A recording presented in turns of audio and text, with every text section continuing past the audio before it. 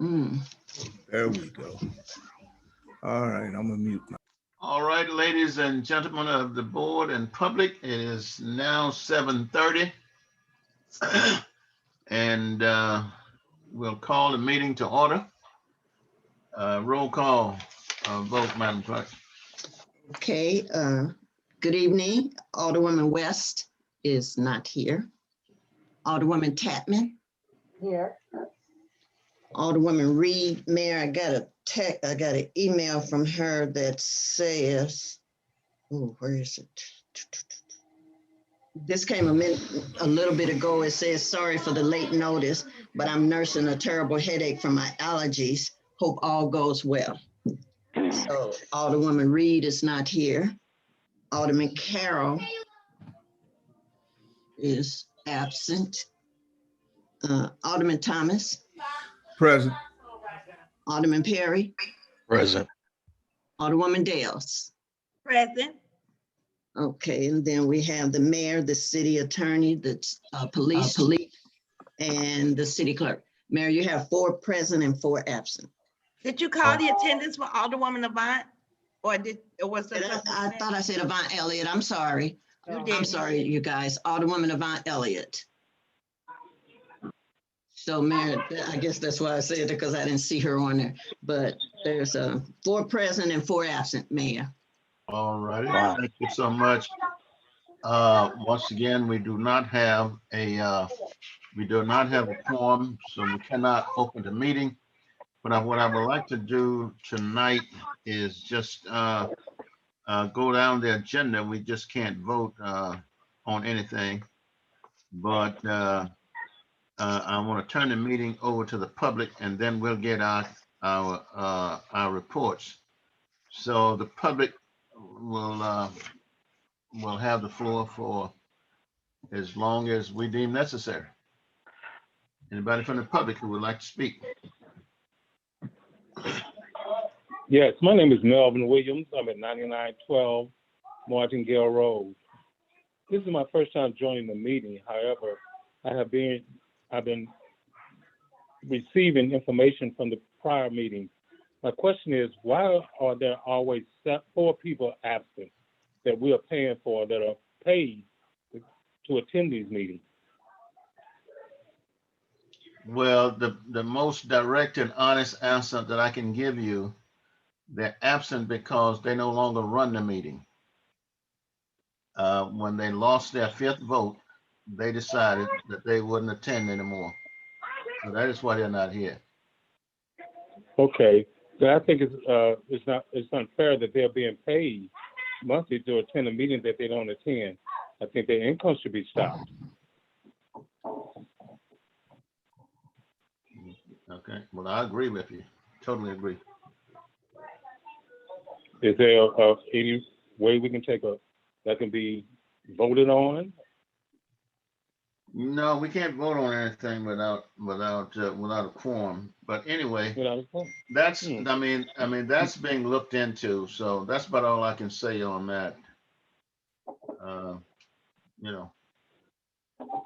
Public have to deal with that. People like yourself. Okay, thank you. Anyone else? Sure, Mayor Pearson, I'd like to speak for a moment if I can. Yes, who is this? This is Ishmael Sistrunk from Riverview. Oh, Ishmael. Oh, yeah. Oh, and I am so sorry. I should have gotten the other gentleman's name and address. So when you speak, just give your name and address so that we can register and have that. Mayor, I have the other guy's name and address. He said it. I wrote it down. Okay then. All right, Ishmael. Okay, yeah, thank you. I won't be long. I just wanted to come.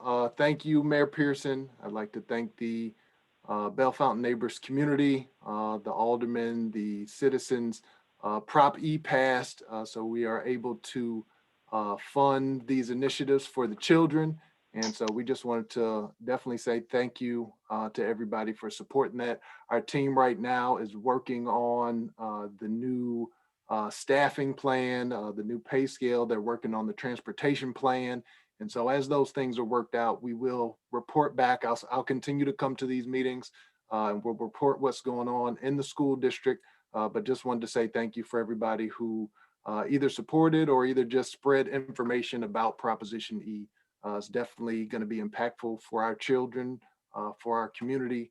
And so just wanted to say thank you for that. Also, another initiative I just want to make Bell Fountain neighbors aware of is we have a really good parent university series that's going on. So you can check the Riverview Gardens website to find out. I hosted one last night on the registration process. Our early registration has opened up for returning families. We have things like Zumba night, where it's just a Zumba instructor that gives that. This is open to the community. We have financial planners that come on. So lots of great events every week. And so I just wanted to bring that to the Bell Fountain Neighbors community to make everyone aware that these type of things are going on. It's free of charge. Right now, this is all virtual with Zoom, just like this meeting. But check out our website for more information. And again, just thank you everyone for your support. And you have my information. If you need to reach out to me, I can definitely post it in the chat, but I'll continue to be coming to these meetings as well. Thank you, Ishmael. And as the mayor of Bell Fountain Neighbors, I want to thank the citizens for voting the past Prop E. Those are our students, and we want them to have the best education possible. And we want to make this city, and we're going to make this city a great city. Bell Fountain Neighbors is going to be the envy of North County and surrounding areas. The future is bright, and we're moving toward it. And we're going to stay focused on the prize and not get bogged down by what we see at the moment. So we look forward to hearing great things from Riverview Gardens, and thank you all for the job that you do. Thank you. And special thanks to Alderwoman Tatman. I hate to single out people, but she definitely went above and beyond as we campaigned for that and spread information. So just thank you for that. And Alderwoman Dales as well. You're welcome. You're welcome. All right. Anyone else? Yes, sir. I'm sorry. Go ahead, ma'am. I'll wait. It's just Kathy Mason at 1013 Donnell. We spend a lot of time saying who's not there, but I would just like to thank our aldermen and older women who are there. I really appreciate you showing up. And I think it's like a statement that these other people may not want to make. They don't have our best interests. One of them is my older woman. And if she can't show up for me, I'm not sure I'm going to vote for her. Thank you. Thank you. Anyone else? Yes, yes, sir, Mayor. This is Wanda Lane. Well, I appreciate Miss Kathy's candor, but I know I will not vote for anyone who does not support me as an elected official. We voted these people in to be our representatives, and they are making conscious decisions not to represent the citizens who voted for them to do this job. Like the first citizen stated regarding the pay, and that's secondary, quite frankly, but I certainly don't think they should be paid not to represent us. That's not fair. It isn't professional, and it is not productive. So if they don't want to be older people, I think they should make that very clearly known, and you have the opportunity to appoint someone else to fill these positions because they are obstructing city business. We have a business who came and paid her fee for a conditional use permit. This is now 60 days later. This is the second meeting that the board has not been a quorum to be able to vote for this business to move forward. That's not fair to this business owner who's been here for upwards 30 years, a good amount of time. And that when you obstruct city business like that, you make it very clear that you don't have the citizens' best interest at heart. I would venture to say there are a number of phone numbers on the participant list. I hope they are listening when I say you will not obstruct the progression of this city. We just need to move on. And I'm not sure what we need to do legally to get this done, but where there's a will, there's a way. And as Mayor said, it can't just be one or two voices. It must be all of our voices. This is deliberate insurrection, and that's not fair. Last thing I'm gonna say, Mayor, James Carroll has made several posts to the group, Alderman James Carroll, that have been extremely disrespectful toward you and other members of the board. He has made a declaration that he did not trust the alderwoman in Ward 1, so we know we're not talking about Barbara West. But he's made it clear he's going to abstain from any initiative she initiates. And he made some comments toward you that I think are just, they crossed the line, where they insinuate that you are gender discriminating and sexually harassing based on the fact that you will call a person, a woman, dear. I just think that we're losing all common sense here. And I could see it if the complaint came from a woman, or if the complaint came from someone who identified as a woman. But to have that accusation to be public on the public website for the world to see, I didn't even do it, but I apologize to your family to even having to be subjected to that nonsense. Those kinds of issues need to be addressed.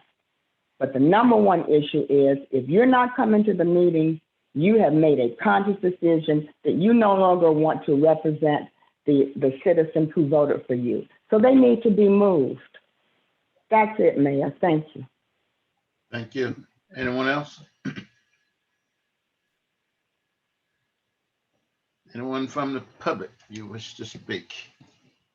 Hi, Well, this is Everisha Perry. I'm at 1245 Danville. Out of curiosity, can the alderman be recalled?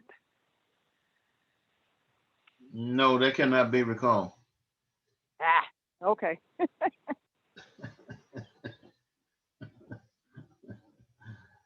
And the only person can be recalled is the mayor. But I'm gonna be at all the meetings. All right, anyone else? Mayor, I have another question to ask Melvin Williams at 9912 Martingale Road. In reference to new development for our community, that land over there by 270 and 367, that's part of Bell Fountain, am I correct? The land, no, what did you say again? The land southeast of Bell Fountain at 270 and 367. Yes, that's Bell Fountain neighbors, yes. What's the plan for the development over there? Well, I do plan to develop that land, but the actual plan has not been developed yet. Before we move on that, we will have citizens input. We will put together a lot of groups to talk about that and what you would like to see. We need a youth group involved in that, because what we build today is for them. What I build is not for me, it's for the next generation. So we want them involved. Okay, so you'll know all about that when that project start taking shape. Okay, I'd like to be on one of those committees. Okay, just put that down, and once it starts, just holler at me. I sure will. Thank you. You're welcome. Anyone else? All right, we get the reports of, we're gonna now go into reports. So city treasurer's report is Howard on. Oh, Yeah, there he is. All yeah, right, Howard. not at my desk, but I'm here. So as far as just from an overall perspective, the city financials are we have solid liquidity to meet all of our short-term obligations that are due within the current fiscal year. And considering the recovery of lost revenue that we received through the CARES Act, all expenses are covered. As it relates to the department and for activities under the general fund, everybody is currently at or below year-to-date expected budget. So there's no expectations for any departments to be over. From a operations administration perspective, we've been, just for the citizens to know, that we've been working on, the mayor, myself, and other department heads have been working on the 2021 and 2022 proposed budget. We've had a number of discussions, and the plan is to have the preliminary budget completed by the end of this month, no later than the beginning of the next month, so that it can be presented, hopefully voted on and passed, so that it can be applied prior to the end of this fiscal year, June.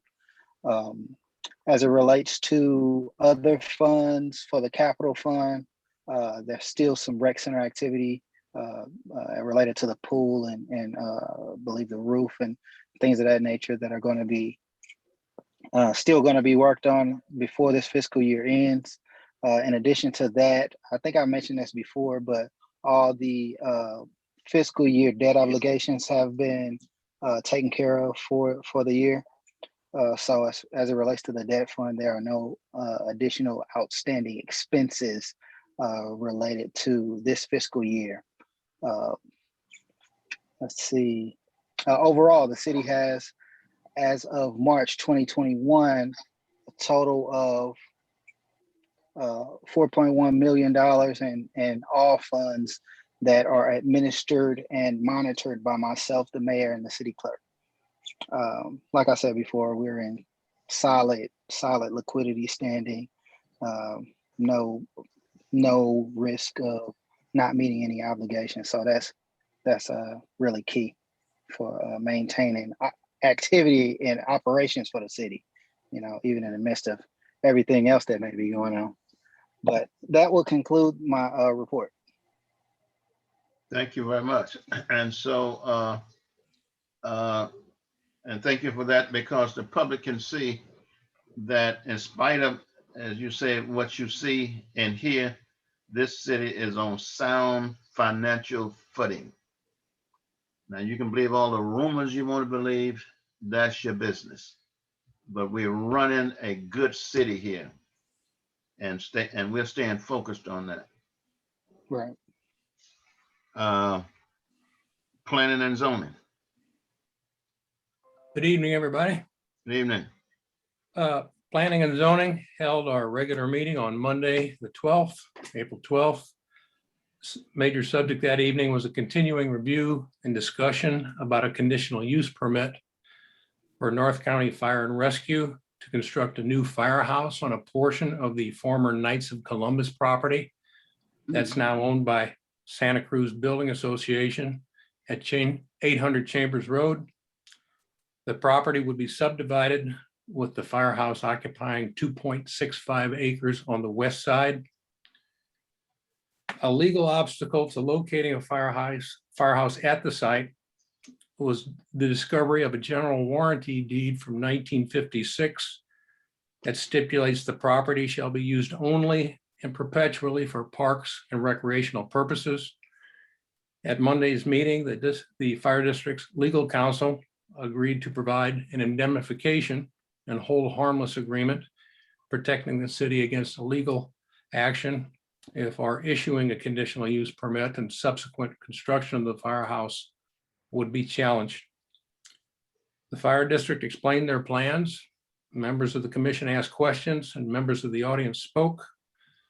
The consensus once again was that the property across the street at 805 Chambers, owned by Riverview School District, was a better location for the firehouse. It was the fire district's first choice, but negotiations between the two parties broke down last year. And the mayor will be speaking with the school district in an attempt to restart talks. And that is my report. Thank you. Any questions or comments? Building inspector. Good evening, everyone.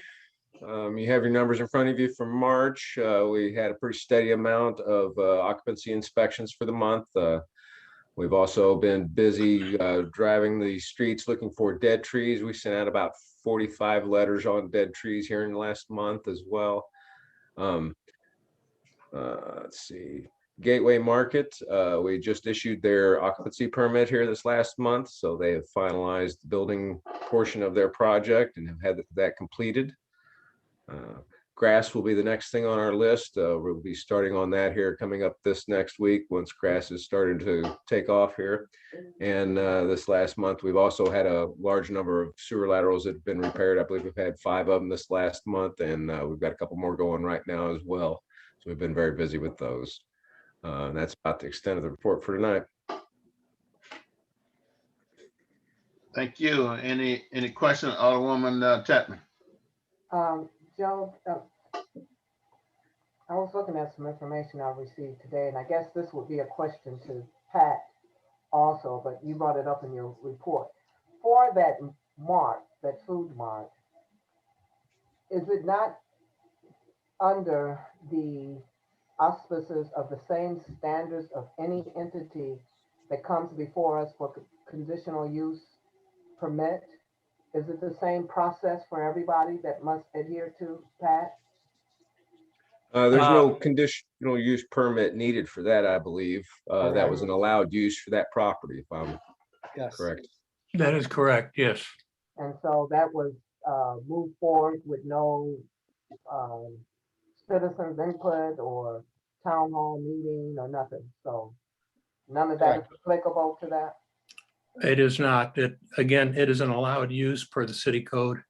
Okay. If it was a conditional use and those are called out within the city code, then yes, they would have to come before planning and zoning. Now, I think perhaps to clarify there, alcohol permits do not come before planning and zoning. That is strictly a board matter. Now, when you're speaking of alcohol, I was speaking strictly because I know, that's a different issue. I wasn't speaking of the alcohol issue. I'm just talking about their presence period, because I know according to our code under planning and zoning, I just needed clarification. Sure. The difference between conditional use and the other standard that we have. Yes. Okay. A market in this case is an allowed use. Thank you. Alderwoman Dales. I have a question. So the first question is, can you explain to the citizens, and this could be either Joe or Pat, the difference between Quick Trip having a conditional use permit and this market not having a conditional use permit? Can you explain that? That's a good question. I don't know what the conditions for the Quick Trip was that took place before my time. So I can't answer that. Joe, can you? To my best of my knowledge, there was no conditional use permit for the Quick Trip store. It was just for the sign, I believe, was a conditional use permit. I don't believe the store needed a conditional use permit because I think it falls under the same conditions as an allowed use for that property. Okay, if you can just for clarification, for our next meeting, would either one of you be able to distinguish for the citizens the difference? So if you don't have the information in front of you now, can you please have that information so that the citizens can understand the difference between the Quick Trip, the food mart that's coming in, and Ruler, and why they don't need a conditional use permit, or if they do need a conditional use permit. Therefore, once you explain it, then the citizens will have an opportunity to distinguish what can and cannot be done, because the citizens in Ward 1 and 4 don't want the store there. And they never Brewers had. does require a conditional use permit because that's a planned development. So that's a Okay. special entity, and the planned development requires that any change in that development, it has to have a change in the conditional use permit. So there is a conditional use permit for that. Okay, so when you say it didn't need it, first we had an auto body shop. Now we have a grocery store. Which are So, both allowed uses in a commercial district. okay, so can you make sure that that's explained to the citizens between Quick Trip and the store at the next meeting, if you don't mind? Will do. The other question is about these trailers that are full of trash. Has anything come of that? So my citizens will know. Yes, we're still about the same point on that. Maybe the chief can speak a little more to that point. Him and the judge are in the process of putting together the administrative warrant process, which is what is required for us to go resolve those as the city. They're on private property, and I've been told we cannot do anything without an administrative warrant, and that process is not in place yet. Okay, and just so the citizens to know, we have a trailer that is creating rodents and a health hazard. So our city is working on that for our citizens to get that removed. Hopefully we can get that done. Thank you. Thank you. Anyone else? All right, city engineers report. Good evening, everybody. You have my report in front of you, so I don't need to go through that. Pat and Joe have said quite a bit of stuff that I would have said. Just a couple things. The MSD project on Coburg lands, they've got all the main pipe and laterals in, and they've been finishing up getting all the pavement back, putting the asphalt topping on top of the concrete, and they're going to be going back and then fixing up all the dirt and grassy areas around there. Their weather, barring any bad weather, they're on schedule to finish by the end of May. Rayford Court, they finished up. There was a pretty quick process. It wasn't nearly as long, and they've been putting in the asphalt, and then they'll come back and they'll fix up all the grassy and dirt area. The only other thing I'm looking at is on 1200 Dar is the existing food store there putting in a grease hood. So I'm just reviewing that. That's all I have right now.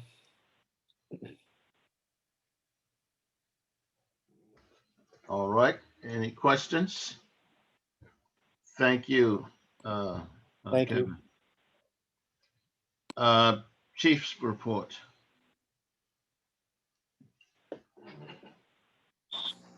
So thank you, Mayor. Just a few things.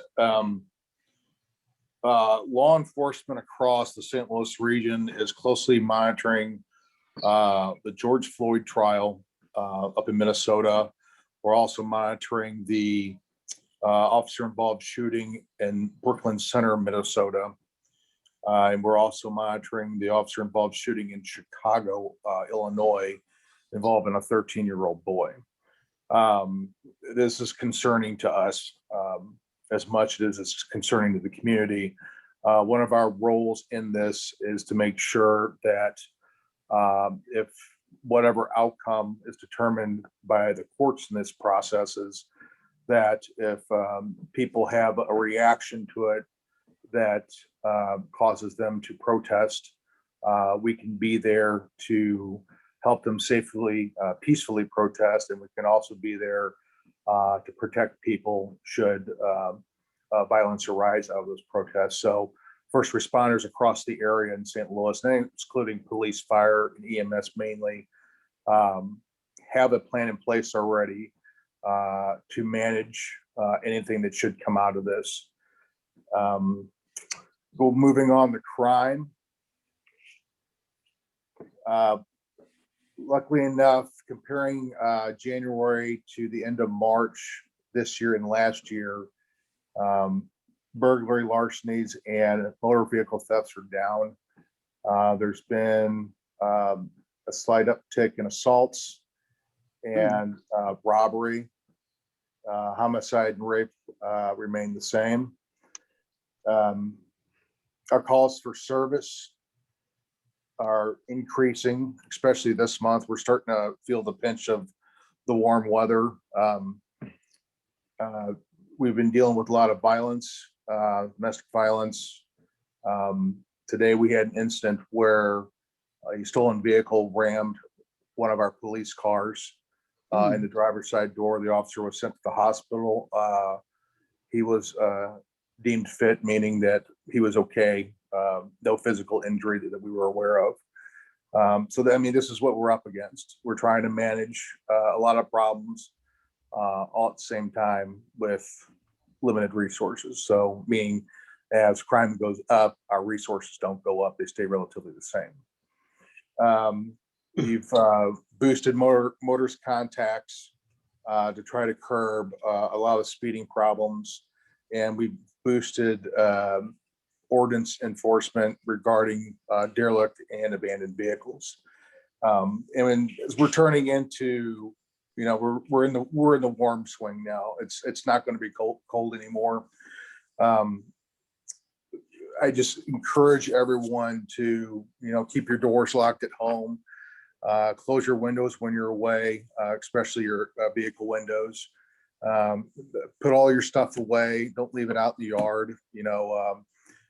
Yard tools, ladders, bicycles, things of that nature. Install motion activated lights if you don't have them yet. If you go on vacation, warm weather is inviting a vacation for most people or many of us. Use lights on timers, notify us, the police department, and we will conduct vacation checks while you were away for up to 4 weeks. And just be aware of your surroundings. There are a lot of things going on all the time. Being aware of your environment, wherever you're at, what's going on around you is extremely important. And make sure that if you do have a crime-related problem, call the non-emergency number. Please don't call the office. It takes longer that way. The number is 636-529-8210. Again, that's 636-529-8210. Our response time is faster that way if you do not call the office. And lastly, we are hiring. I prefer to hire from within the community or hire people that have been referred to us by our own community. So call my office if you have someone in mind or have that person call me directly. I'll be more than happy to talk to them. And that concludes my report, Mayor. Thank you. Alderwoman Dales. Steve, can you talk about the those trailers for the community so they'll know? Because I have a neighbor on, please. All right, so you're talking about the administrative search warrants and how it works? Yes. Okay, so here's the issue that we have as government. Government just can't enter upon private property and do as they please. There are certain protocols that go into place. It's like that. It's like right now we cannot tow a derelict vehicle from somebody's driveway, even though we'll sit there for 6 months and it's already been cited and adjudicated through court. We have an ordinance that stipulates the use of administrative warrants. It's actually under the scope of the judge. It's been on the books for, I'm guessing, 8 to 10 years, and nothing has been developed out of it. So I started the ball rolling with the city attorney. There were some documents developed. It was reviewed by the judge, the prosecuting attorney. I'm finishing up my review of it, and we're going to have a meeting to discuss the finite details that aren't in those documents, pretty much how workflow goes, and who does what at the end of the day, because there has to be a general policy on it. Then from that goes to implementation, to enforcement. Now, it's not going to be a canned thing that we use to take care of problems immediately. It's going to go through a process. So to be transparent, people are going to receive, they're going to receive a couple warnings. They're going to receive a court citation. They'll have to go to court. If the problem still isn't resolved, then that's when the administrative warrant process comes into play. So that could take a little while. But after it's been implemented and after we get in the swing of using it, I see a lot of positive change out of the use of that over, the coming months and coming years, to keep our community the way that we feel as a majority our community should be kept. I have one more question. So since we can't actually go on a person's property, so a police officer can't actually go on a person's driveway, look under a car cover to see if they have expired plates. Can the officer do that?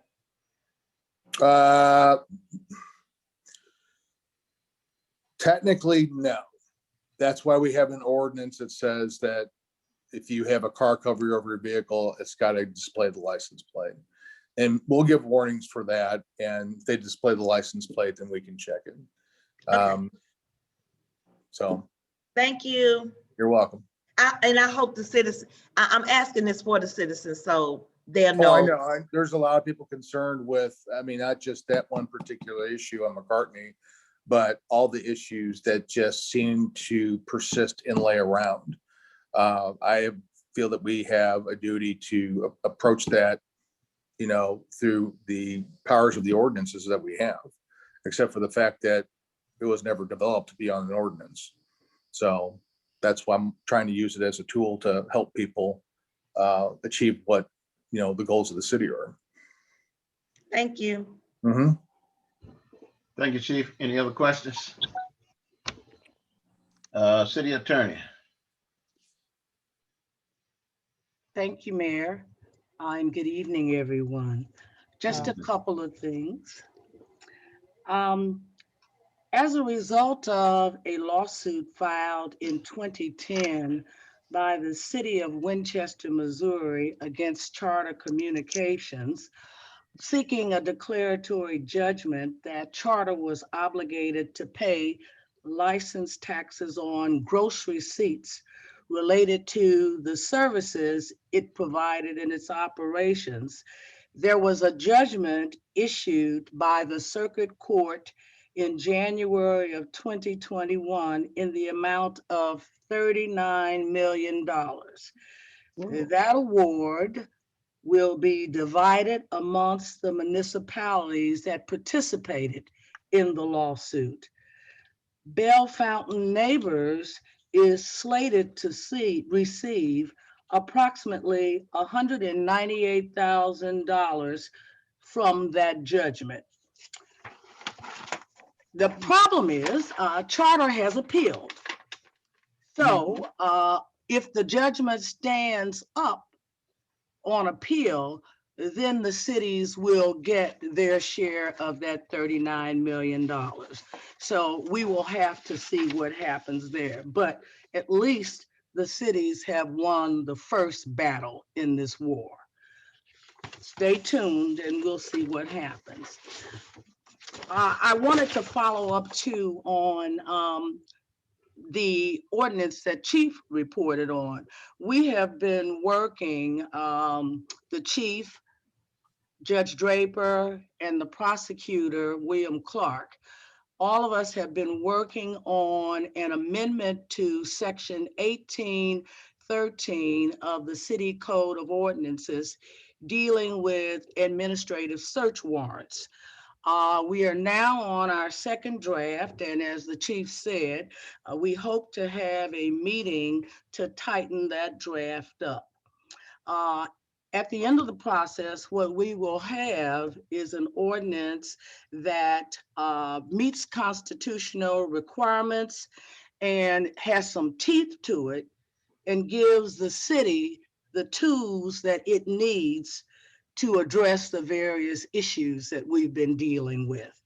And I want to thank Judge Draper for all the help that she provided in putting together that draft. She's been most helpful and we do appreciate it. That completes my report. Thank you.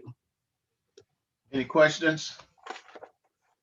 Thank you for your report, especially the $198,000. Let's pray Yeah. it holds up. Right. Okay, thank you. No unfinished business. So we can't do the ordinance, so we can't approve the invoices, the ratification, we can't do that. So my report is that I just want to assure the citizens that Bell Fountain Neighbors is functioning well. Bills are being paid and they're being paid on time. That's important because we don't want to lose credit. We don't want to be the only city in Missouri where nobody would give you credit. And so we are making sure that that doesn't happen. We're paying our bills. That's and administration is working well. And I want to make this very clear that all of the absences that have taken place recently, none of those, all the people have contacted me personally by email or by phone to tell me that they are not going to be at the board meeting and why, and so that I can make a determination as to whether or not to excuse those absences.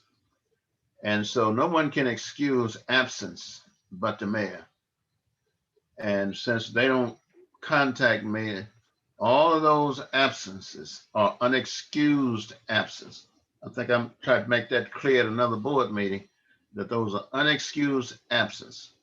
So calling the city clerk don't excuse you your absence. Only the mayor does that. So I wanted to make that clear, and I want to thank the citizens for being understanding and not panicking over what's going on. This too shall pass, and because I'm not going to panic. I mean, you just go ahead and take care of business, and when people come around, they come around, if they come around.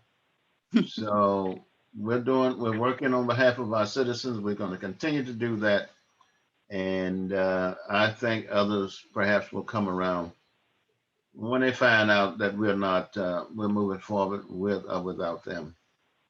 Thank all of you for being on tonight, and we're going to have our board of aldermen to give their report if they choose to.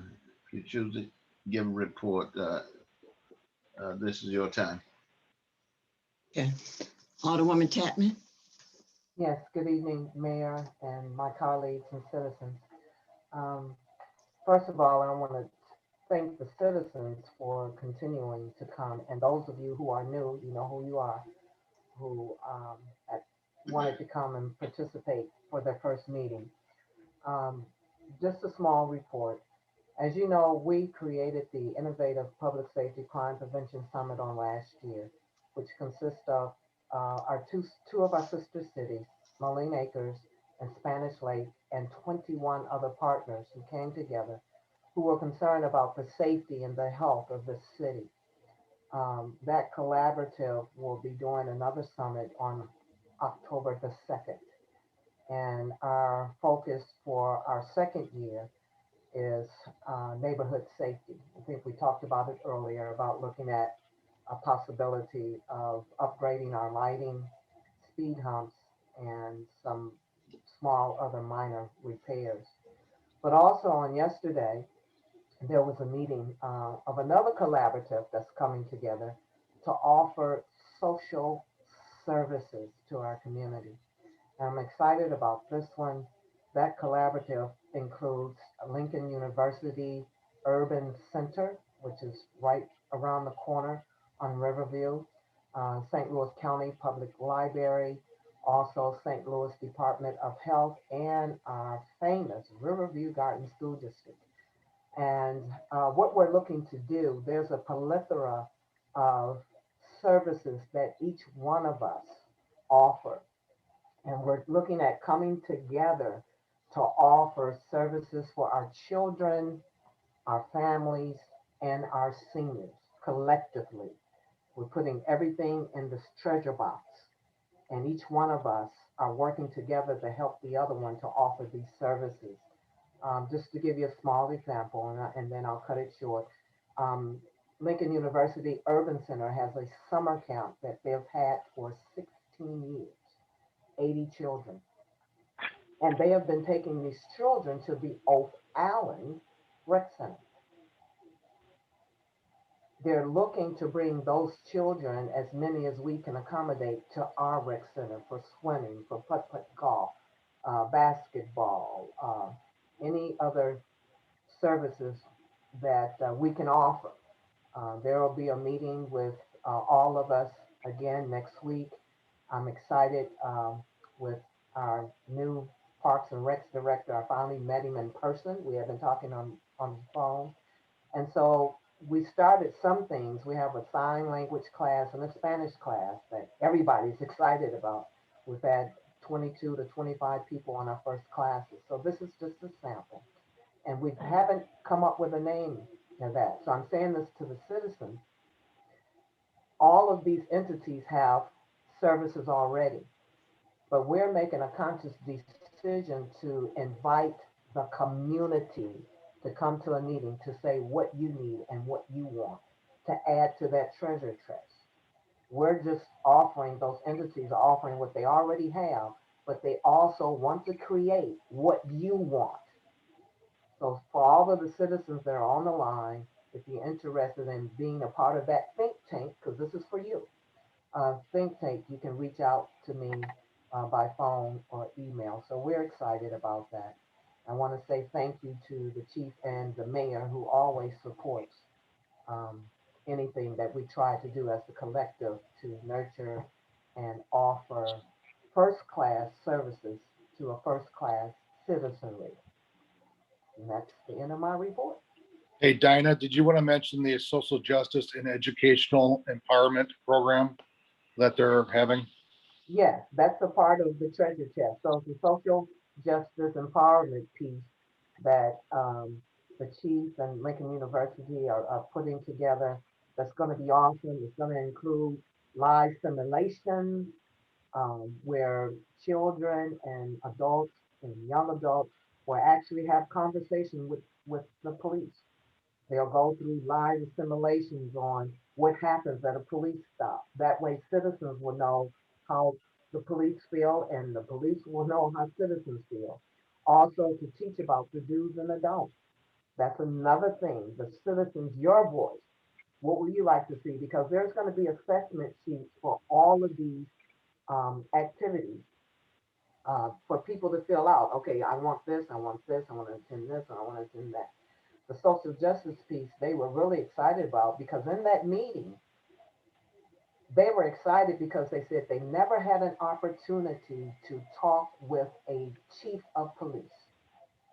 And I tell everybody, I brag on our chief of police all the time because I said I'll put him up against anybody in this region when it comes to community policing and trying to work with the citizens to protect and help also teach on what they go through. And then when citizens and police come together and can understand each other and also start growing in community, it makes a whole lot of difference on what community policing looks like.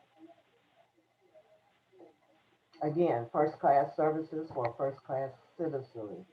So again, if you want to be a part of that think tank, because we want to know what you want, what services that you want, and help us to formulate that with all those partners. So again, Riverview Garden School District, St. Louis County Library, they have a bookmobile where you get free books and broadband.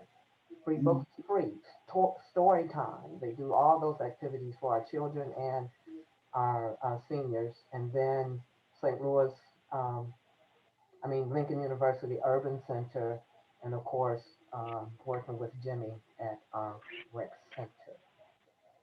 That's all. All righty, thank you so very much for that information. Madam Clerk, call it next. Alderwoman Dales.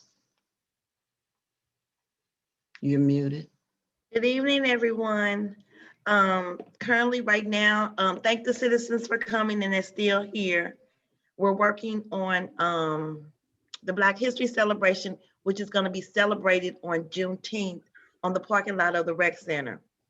We sent out letters for our guest speakers and our special guest speaker, and we're getting confirmations back. We're working on the agenda. We're going to have a really, really nice event for you. If you know of a business that would like to be a vendor, the information is at the rec center, and they can go get an application, and we have the flyer there. So it's going to be June 19th from 10 to 2, and it's going to be outside on the parking lot. And for the citizens that are here, I just want people to understand that in our municipalities, we're at the grassroots. And our first priority is to serve the people who elected us, to pay the bills, to pass the ordinances, to discuss the issues that they have. It's not about rules and regulations and how I feel about that. It's about serving you, our citizens. Number one priority. We have a really good mayor, I believe, and a lot of my citizens around. I've been in Bellefonte for 26 years. The current mayor that we have right now, really cares about everybody from the heart. And he does people right. And I want to put that out there public. Because some of the things that are being said on social media about the mayor and my colleagues are wrong. And it's not fair. And you matter. And when we didn't have the votes and we had to fight, we showed up and did our job. And it is up to the citizens of the city of Bellefonte neighbors. You know where everybody lives who's not at this meeting. As a matter of fact, one of the alder people was on a meeting at 6 o'clock, but couldn't show up here because they as a group do this. And it's unfair to you, the citizens. So I just want to put that out there. I hope everybody puts the word out about the Black History Celebration. It's on the website. And we're going to have, I really want to say, but he hasn't confirmed, but he said he was going to do it, but we got some really good people, okay? I'm not going to say his name is Draper or anything. I'm not going to do that, okay? So, I'm so excited. I don't know what to do, okay? So we're just having, we're going to have lots of fun, and we're going to make you all proud. And I'm very proud of my colleagues and the mayor, because we work for you. We don't work for self, we work for you. And my colleague in Ward 4 told me she had another meeting tonight. That's why she couldn't. So, thank you. All right. Thank you. Who else? Alderman Thomas. You're muted. Good evening. First of all, I'd like to thank all the citizens for coming out on this evening. I'd like to thank the mayor for his leadership. To my colleagues, as we stand together, we stand as a board. There are 4 other board members that were elected to serve the city. And that's why I'm here, is because I was elected to serve the citizens. As we go forward, we will see the change come with them or without them. I prefer to be with them as we stand united, because we need a united front in order to get the things done within this city so that we can be the #1 city in North County. I thank my colleague, Alderwoman Tapman, for the innovative ideas that she's bringing into the city so that we don't have to create this wheel 2 or 3 times. We can come together again as a united front. Thank the citizens for the phone calls and the concerns in the community. And as one of them rappers once said, don't believe the hype. All that stuff that's going on that social media. Call the mayor, ask him what's going on. Call your alderperson, ask him what's going on. Don't just take it from one person. And that's it for me for today. Thank you. Thank you, man. Thank you. Go ahead and drop the mic now. Okay, Alderman Perry. Good evening, everyone. I would just like to, first of all, thank the citizens of Bell Fountain Neighbors for passing Prop E. As a former student of Riverview Gardens School District, I believe that the employees of Riverview Gardens deserve it, and they are hardworking, and I really appreciate it. I can't thank you all enough.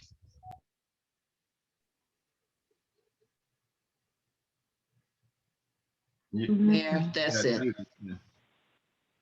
That's it, Mayor. Oh, is that it? Oh, I'm sorry.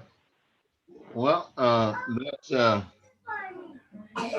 we're open to the public again. Anyone from the public would like to have a final word? Yes, sir, Mayor. I'm sorry, go ahead, whoever else is about to speak. I'm sorry, Mayor. Did we not hear from our Parks and Recs department? I see Amy is on. We got their Park and Rec. and Jimmy's on. We didn't Was get Park and Rec? Yeah. They report on the other meeting. They're just in. But Yeah, they're not on tonight to give a report. That they gave a report at the last meeting. Well, would have. All right, so we citizens, would you have a final comment? Yes, sir. Yes, sir, Mayor. I do a couple of things. A couple of meetings ago, Image and Beautification made an announcement about the neighborhood cleanup day, and I'm going through my notes because I make notes on these meetings, and that was April 24th. It was not included in our city, in our board minutes anyway, because it's not a motion or a vote, which the 5 of the members voted that the only information that's going to be included in our minutes are going to be information regarding what was motioned and what was voted on. I think that does the citizens a disservice. They also voted that citizens' comments were not important. So none of the comments that were made today or any other ones have been included in our minutes. I think that the cleanup is very important, and we want to encourage citizens. I'm not a part of that committee, but I know they meet at the rec center, I believe like around 9 o'clock, to get the assignments from Miss Jenny. I don't know how she does it, but that information is information that needs to go out as far, I believe it's important for the city. And regarding the information that you're reading on, because all of this will be commented on next door, I'm so sure, because I believe some of these people are listening. The comments about the COVID testing, as far as I know, as long as none of those things can happen in our city if the Board of Aldermen and you, the mayor, has not approved it. So when you hear an individual speak about what we are going to do, he's not talking about the city of Bell Fountain as the we. I don't know who the we is that he's referring to. I do know that Alderwoman Tapman was just relegated to the pits for even trying to get testing here, which is not even a medical procedure. And now whoever they are, talking about COVID testing. and the comment that the mayor had done nothing regarding the COVID pandemic. The whole thing changes every week. I mean, the federal government doesn't have a clear path, let alone our state government. So, but something as important as that, just know that those things are not approved by the Board of Aldermen, and the board did not approve those things. We need to know that. These people caused us to lose $420,000 in a park grant because they tried to usurp the mayor's authority, submitted paperwork that was not properly signed, and we have to, hopefully we'll get that 400, and if it wasn't the whole 420,000, it was close to it. But it wasn't even considered because they submitted information that was not proper. So not only are these people not representing the citizens who voted for them to represent us, they made a conscious decision that they're not going to come to the meetings to help us conduct our business, and they're costing the city money by overstepping their boundaries. And I know, Mayor, you had a citizen to ask you what could we do. Another citizen asked, could we recall it?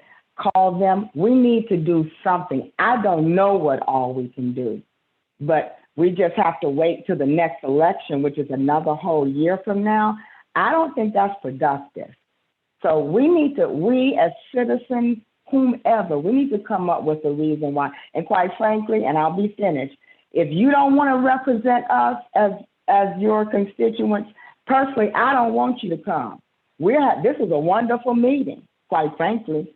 If you don't want to represent us as our elected officials, say that, resign, so we can move forward. Or, Mayor, we need to find out a way what we can do to help remedy this situation. Doing nothing is not an option to me.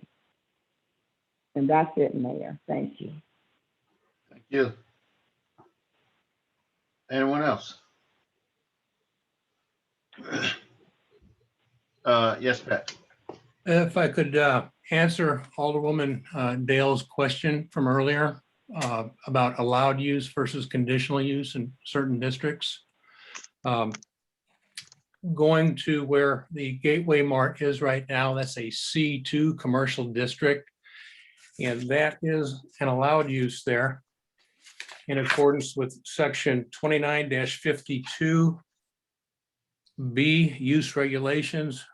A building or premises located in the C2 district shall be used only for the following purposes. There's 15 different categories. Number 13 is stores, shops, markets, service facilities, and automatic vending facilities where goods or services of any kind are offered for sale or hire to the general public on the premises. So again, that would be an allowed use there. For Quick Trip, that is in an M2 industrial district, and how the zoning works, that's one of the higher level zonings. In fact, it's probably the highest level zoning we have in the city, and generally anything that is less intensive and commercial, C2 would be less intensive. Anything that's less intensive in one of the lower intensive districts like C2 is allowed in a higher intensive district. Simplified example, in a residential district, we could not build a factory, but in an industrial district, we could build a factory and we could build a residence. That's how it, that's how it falls. So I just wanted to clarify. Thank you so much, Pat. I appreciate that. And I'm glad we have most of the citizens on the line and they heard that. So now they know. Thank you so much. Thank you. You're welcome.